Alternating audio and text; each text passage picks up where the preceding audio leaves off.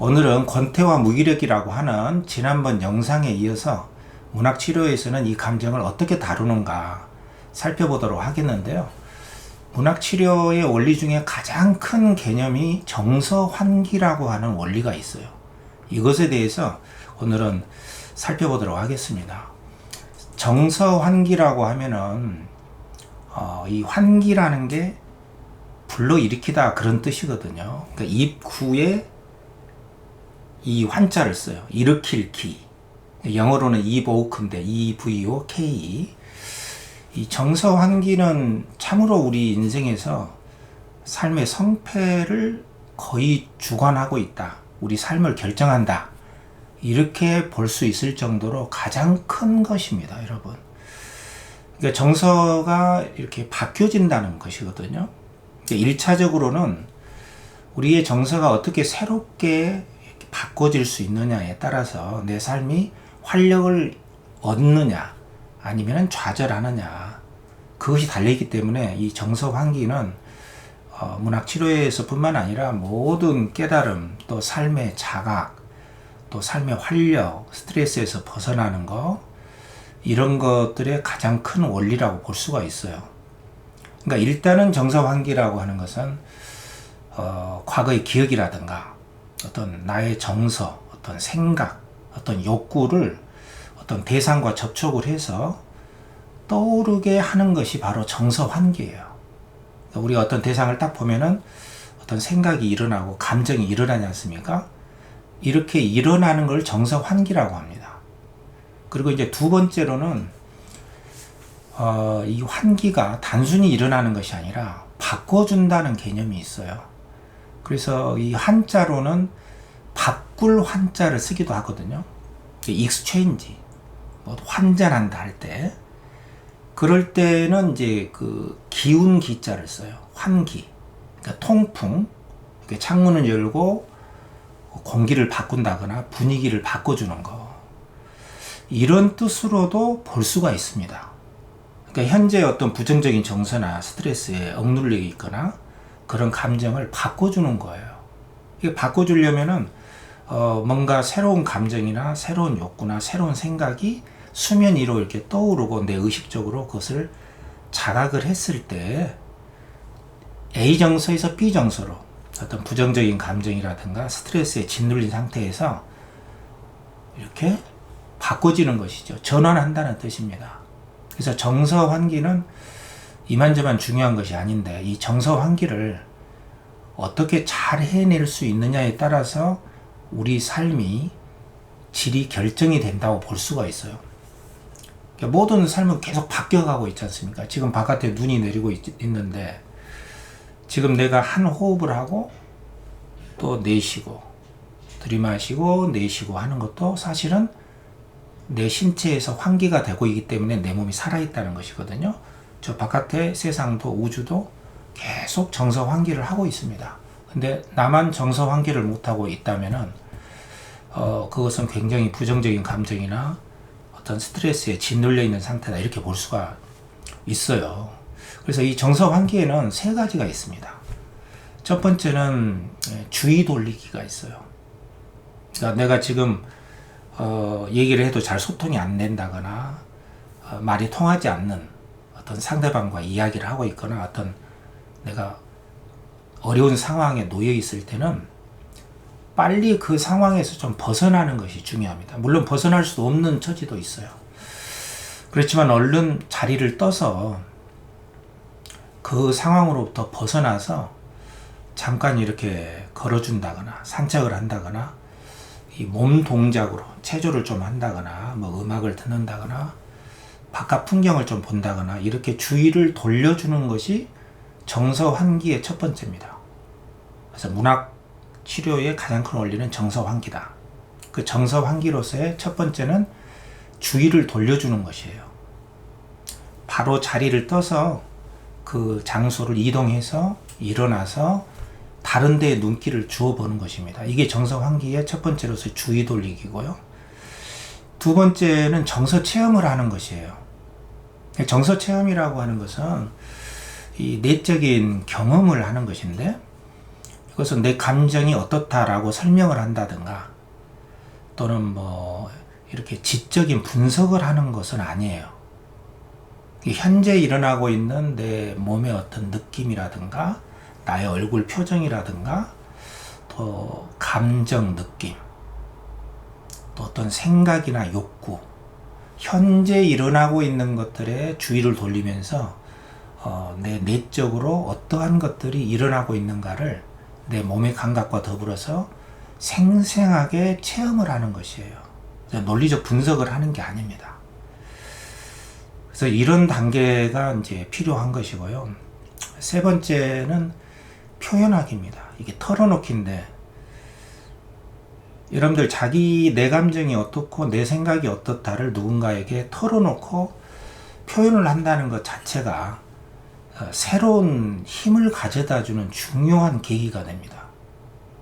그래서 털어놓고 표현하는 것은 곧 내 삶에 크나큰 또 다른 자각을 가져오거든요. 그리고 내가 생생하게 느끼고 있다는 그것 자체가 나를 든든하게 뒷받침해주는 내 힘의 자각을 느끼게 해줍니다. 이거를 이제 주체됨의 자각이다 이렇게 말을 하는데, 이런 감정은 내 것이고 이런 느낌은 내 것이고 또 이런 생각을 하는 것은 내 것이다 이렇게 정서 체험을 하고 나서 그것을 충분히 털어놓고 표현을 하는 것은 또 다른 자각과 힘을 가져다 준다는 뜻이에요. 그래서 이러한 세 가지 차원의 내용이 정서 환기에 다 들어가 있는데, 이 정서 환기를 어떻게 잘 하느냐에 따라서 내 기존의 부정적인 감정이 어떻게 빠르게 이동을 하고 새로운 감정으로 재구성될 수 있느냐가 그 성패가 결정되는 것이죠. 말하자면 정서를 재구성한다는 것은 부정적인 감정에서 또 다른 감정으로 이동을 하는 것입니다. 예를 들어서 내가 불안하잖아요. 그럼 불안하다는 것을 충분히 머물러서 느끼게 되면은요, 그 불안보다 더 깊은 감정이 있음을 알게 됩니다. 그것은 불안하기 때문에 불안하고 싶어서 불안한 게 아니구나. 그것은 불안하다는 것은 뭔가를 충분히 대비하고 싶고 지금보다는 훨씬 잘해내고 싶은 욕구가 나에게 있구나. 이 불안 속에는 그 이면에, 불안이라는 감정의 이면에 불안이 가지고 있는 신호나 메시지가 있는 거예요. 그 불안의 목소리를 불안이라고 하는 내적 경험에 충분히 접촉을 하고 경험을 해야만이 그 불안의 이면에 있는 더 잘해내고 싶은 불안보다 더 깊은 감정을 내가 느낄 수가 있는 거예요. 이게 바로 이제 불안이라는 내 느낌을 나의 것으로 가져와서 정서 체험을 하는 것이다. 이게 바로 정서의 재구성이라고 합니다. 슬픔도 마찬가지예요. 슬픔이라는 것도 단순히 상실해서 잃어버려서 슬프다. 그 슬픔의 감정에 직접 접촉을 해서 나의 얼굴에, 신체에 감정적으로 어떤 것이 일어나는가를 자세히 들여다보면은 잃었던 것을 다시 새로운 것으로 보충하고 채워가고 싶구나라고 하는 또 다른 정서로 재구성됨을 자각할 수가 있습니다. 뭐 수치심도 마찬가지예요. 더 당당하게 나서고 싶다. 이런 것들입니다. 그래서 이러한 그 정서의 재구성을 어떻게 해 나가느냐가 우리 삶을 결정하는 가장 결정적인 것이다. 이렇게 말을 할 수가 있습니다. 그러면 문학치료에서는 이 세 가지 차원의 정서 환기를 어떻게 다룰 수 있을 것인가? 이제 그 문제인데요. 첫 번째는 이제 주의를 돌린다는 것은 타인의 서사에 관심을 가져보는 것이에요. 타인의 서사라고 하는 것은 남의 이야기잖아요. 남의 노래. 우리가 TV에서 어떤 가수의 노래를 듣는다거나 그러면 그 정서를 내가 느끼게 되죠. 거기에 관심을 기울이게 되잖아요. 그러니까 현재 내가 느끼고 있는 짓눌린 감정에서 좀 벗어나서 내가 흥미를 갖게 되는 타인의 서사에 좀 이렇게 관심을 가져보는 것이죠. 갖다 보면은 나와 비슷한 사람이 여기 있네 라고 손을 들고 있는 느낌을 받게 됩니다. 그렇다면은 이런 감정, 이런 생각, 이것은 나만의 것이 아니라 이미 여러 사람들이 느끼고 있는 보편적인 감정의 세계 중에 하나구나 라고 하는 것을 나 자신이 좀 느낄 수가 있어요. 그 순간 부정적 감정이나 고통으로부터 벗어나게 됩니다. 이게 바로 주의 돌리기라고 하는 정서환기의 첫 번째 단계라고 볼 수가 있어요. 그렇기 때문에 이것은 내 삶을 전체적인 안목에서 살펴볼 수 있는 것이기 때문에 결코 작은 체험이라고 볼 수가 없습니다. 결코 작은 게 아닙니다. 그 두 번째는 정서 체험인데, 문학 작품 같은 경우에는 그 작중 인물이 어떤 감정 느낌을, 현재 어떤 상황에서 어떤 감정 느낌을 접촉하고 느끼고 있는가, 어떤 생각과 어떤 욕구를 하고 있는가를 내 자신이 그 인물에 대해서 느껴보는 것이죠. 이게 이른바 감정이입으로 추체험한다라는 말을 합니다. 이런 감정체험, 감정이입과 추체험, 남의 것을 내 것으로 느껴서 공감하고 깊숙하게 접촉해서 느껴본다는 것은 내가 한 번만의 삶이 아니라 여러 삶의 삶을 내가 경험하는 것과 똑같습니다. 이런 감정이입의 추체험도 정서체험의 1단계라고 볼 수가 있고요. 두 번째는 나의 문제로 돌아와서 이제 나의 감정은 어떤가. 자, 이런 삶이 있다. 너뿐만 아니라 이런 삶이 있다. 고통은 우리 삶의 보편적인 것이고 이 인물은 이렇게 하고 있다. 이런 것들을 귀 기울여서 보고 들으면서, 그죠? 나의 감정이나 나의 욕구, 나는 무엇을 하고 싶은가? 또 나의 생각은 어떤가? 나의 감정 느낌은 어떤 것이 현재 일어나고 있는가? 나의 얼굴이 좀 굳어져 있는 것 같은데 어떤 감정이 일어나고 있나요? 이렇게 다정하게 물어보는 어떤 그 상담자나 어떤 지도자의 질문 앞에 서 있는 것 같은 그런 기분을 느껴보는 것이에요. 이게 정서 체험입니다. 어떤 지적인 분석이라든가 관념적으로 이해하는 게 아니죠. 이런 정서 체험을 통해서 내 삶이 한껏 새로운 정서를 느껴보고 그야말로 정서가 전환될 수 있는, 정서 환기가 될 수 있는 중요한 계기가 마련되는 것입니다. 그리고 마지막으로는 이제 표현하기, 털어놓기인데, 그 문학 작품을 읽으면서 또 내 감정을 말이나 글로 쓰면서 나는 또 하나의 정서, 또 하나의 어떤 그 변화된 정서를 재구성해서 그것을 내 감정으로 가져올 수 있는 단단한 힘을 갖게 됩니다. 이 단단한 힘을 우리가 내적 자원이라고 하거든요. 그래서 이 내적 자원을 우리가 형성할 수 있기 때문에 이 감정으로부터 그 감정을 타고 넘어가면서 감정의 힘을 느낄 수 있는 그 단계. 이게 바로 이제 표현 단계입니다. 표현을 함으로써 새로운 자각과 새로운 욕구가 거듭 생겨나게 되기 때문에 표현이 우리 정서 환기의 마지막 정점을 찍는 과정이다. 이렇게 볼 수가 있습니다. 간단하게만 이렇게 설명을 해드렸는데 여러분들과 함께 이런 과정들을 한번 점검을 하고 같이 체험을 해봤으면 좋겠어요. 일단 이상의 권태라는 작품을 제가 한번 낭독을 해드리는 걸로 여러분들이 제가 설명을 한 정서 환기의 3단계 과정을 이 작품에다가 적용을 해서 한번 느껴보는 기회를 가져보기 바라겠습니다. 그러면 이상의 권태를 제가 읽어드릴게요. 자, 이상의 권태라는 수필인데요.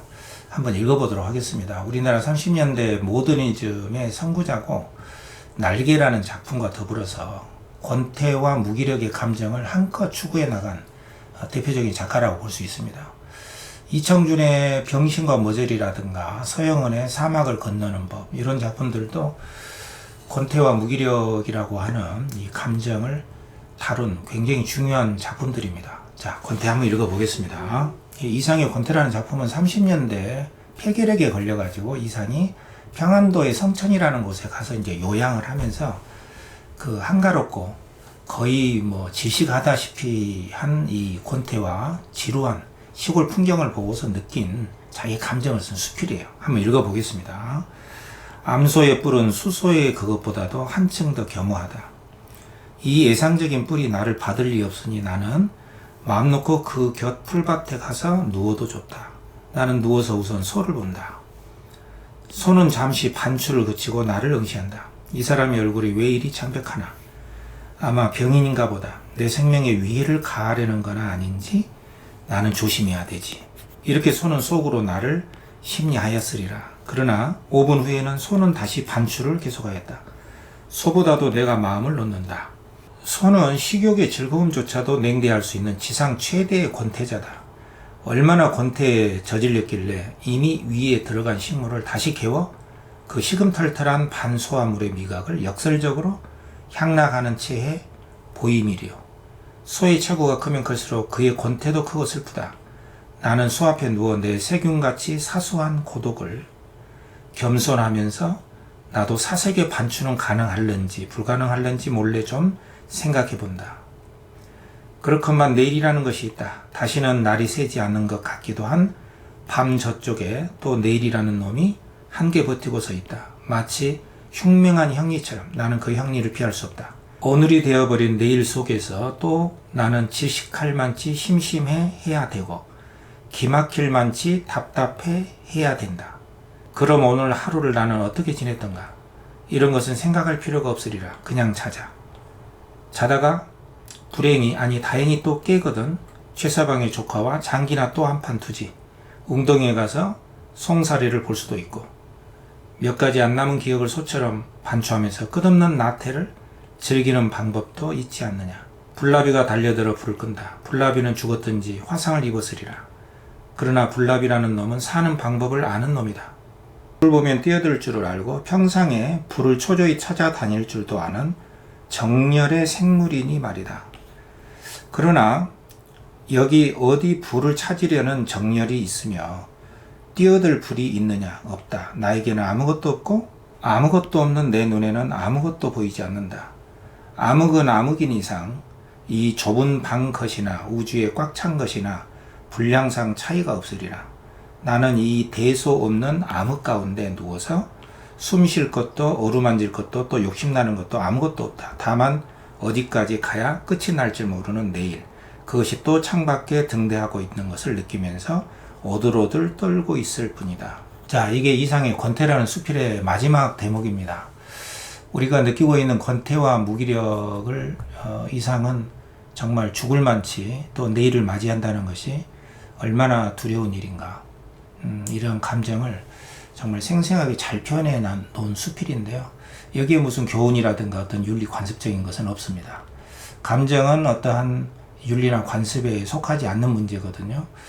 그래서 오늘 여러분들에게 소개해준 이 수필을 나의 권태와 무기력에다가 이렇게 대입을 해놓고 충분히 작품 속에다가 몰입해서 감정이입을 해서 대신 한번 느껴보고, 자, 내 앞에 놓여진 나의 이 권태, 무기력을 어떻게 내가 느끼고 있는가, 이것을 충분히 음미하면서 이 권태와 무기력 그 이면에 있는 내 삶을 좀 더 활력 있게 생명력 있게 밀고 나가고 싶은 욕구가 내 안에 있는가를 다시 한번 확인을 하면서요, 정서 환기할 수 있는 하루가 되시길 바랍니다.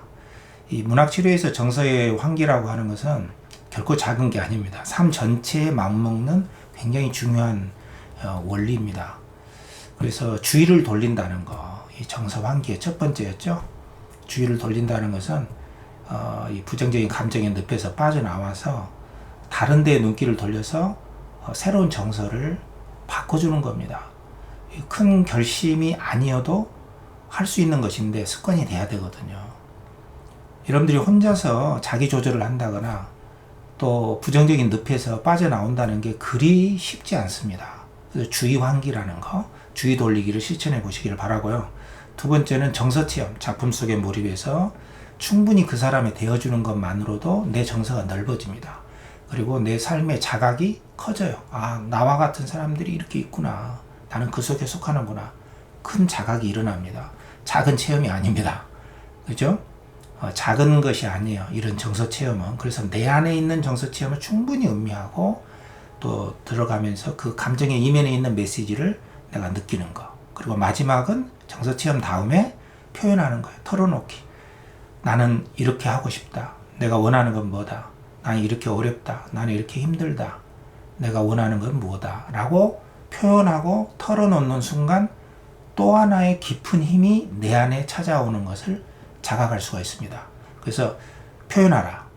삶에 대한 깨달음을 얻는 자, 그것을 추구하는 자여, 표현하라. 그러면 너에게 큰 자각과 어떤 정서의 환기가 일어날 수 있는 큰 계기가 찾아올 것이다. 이것이 문학치료의 대명제라고 할 수가 있어요. 자, 오늘은 여기까지 하겠습니다. 정서 환기를 통해서 정서도 전환하고 새로운 정서를 재구성해 나갈 수 있는 하루가 되시기를 바라겠습니다.